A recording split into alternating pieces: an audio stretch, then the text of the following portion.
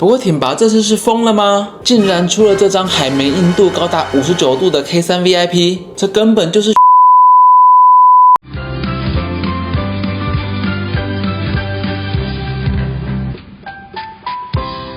Hello， 大家好，我是印奇。今天我們終於要來開箱這2張最新膠皮，尤拉的雨果 Trinity Charge 跟 T-Bar 的最新成員 K3 VIP。而且這集有很特別的抽獎活動，今年7月25號星期六在新竹體育館會舉辦日本 T 聯賽的夏季開幕戰。大家都有搶到票了嗎？沒搶到的沒關係，只要看完這集留言回答問題，就有機會抽到這場開幕戰的門票，可以現場幫木下東京隊的小林同學加油哦！在影片開始前，請大家順手訂閱一下印奇的頻道，你們的按讚、訂閱跟分享就是對我最大的鼓勵。有留言或私訊提問，我也都會盡量回復的。自從蝴蝶 D9C 開啟了微粘膠皮的大門之後，各大品牌都在瘋狂開發各種新的微粘膠皮，可能除了亞薩卡之外。其實去年尤拉也是低調了一陣子，直到正式公布跟雨果簽約之後，那當然是要幫當家球星開發專屬的器材啦。我自己是很喜歡雨果那種很硬派的2面弧圈打法。雖然代理商目前暫時還沒正式引進雨果系列的2把高階派跟 Trinity 系列膠皮，那我手上這張是因為我真的等不及了，所以透過私人管道先拿一張 57.5 度的 Trinity Charge 來開箱。再來說說另一張要開箱的 K3 VIP。K3 系列相信大家也都相當熟悉，主要的代言選手就是法國的勒布朗兄弟。不過挺拔這次是瘋了嗎？竟然出了這張海綿硬度高達59度的 K3 VIP， 這根本就是選手等級的特制硬度，這樣量產販售是沒問題的嗎？我剛量了一下 Trinity Charge 的實際硬度大約是57度，然後 K3 VIP 還真的是59度沒錯，不知道實際打起來如何，我們準備貼皮試打吧。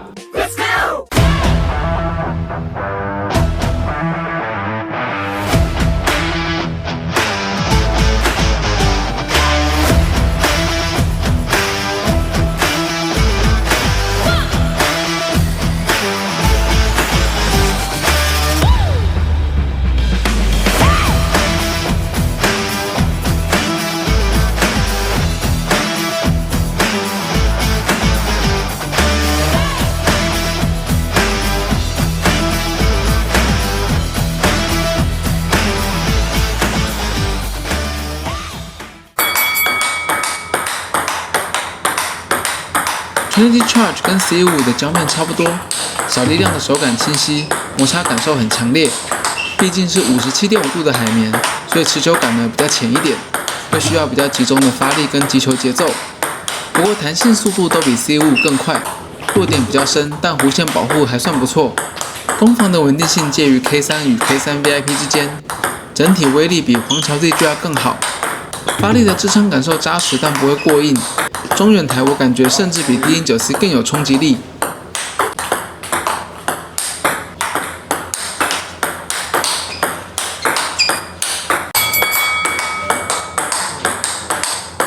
K3 VIP 剛上手就有一個明顯的韌的感覺，上膠依然是很熟悉的 K3 系列手感，雖然膠面拉扯跟摩擦感還是很強烈，不過撞擊的感受就稍微比較悶一點，弧線比原版的 K3 更長更低頻一些。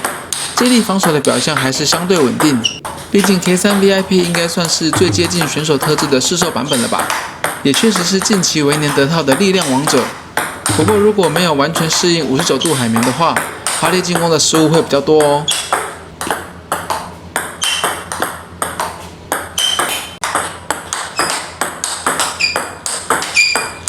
再來看看這2張的性能比較，57.5度的膠皮已經很少見了。雖然 Trinity Charge 是採用高硬度海綿，不過攻防表現相對是比較均衡的，整體也比 K3 VIP 更容易上手。原本喜歡 C55 的朋友呢，可以升級改打這張。而59度的暴力之王 K3 VIP， 力量抵近基本跟 D1 旗鼓相當，但是速度的優勢更為明顯。不過也因為弧線沒有過往 K3 系列那麼好，控制的穩定度就稍微差一點，建議可以考慮刷油提升手感。想要體驗選手特制硬度的話，一定要試試看。A few moments later， Trinity Charge 跟 K3 VIP 都是最高規格的微粘膠皮，不但速度跟力量都提升不少，整體的進攻威力也比 D09C 的更大一些，而且控制穩定度其實比我預期的還要更好。如果蝴蝶要插旗高硬度產品的話，就要等 Z 的03上市了吧？啊，打這2張皮需要注意什麼嗎？需要多練一下重訓。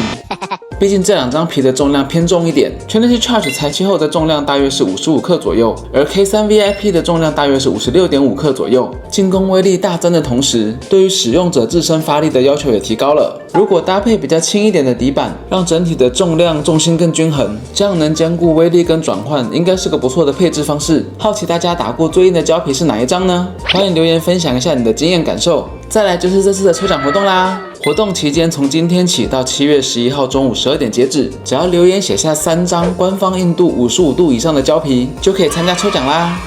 那我們今天的開箱就到這邊嘍，拜拜。